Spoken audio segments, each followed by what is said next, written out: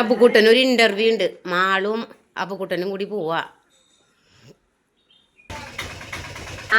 ഒന്നും കൂടി.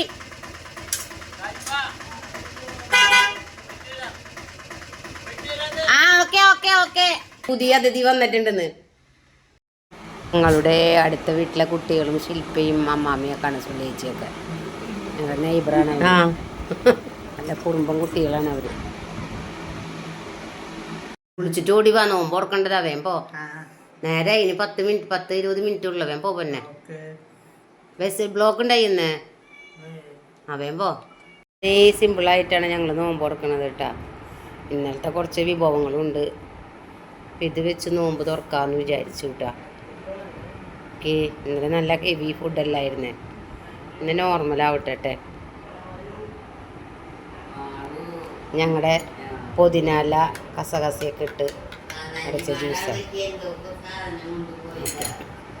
മോനെ കളിക്കണായിരിക്കും അല്ലേ.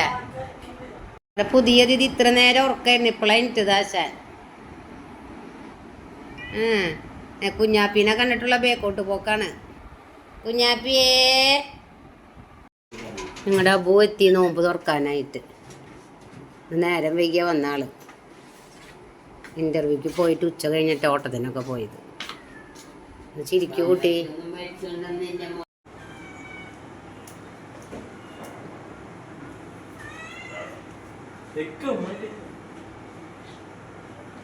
ഇന്നത്തെ അണ്ണൻ തമ്പി പാസമാണ്.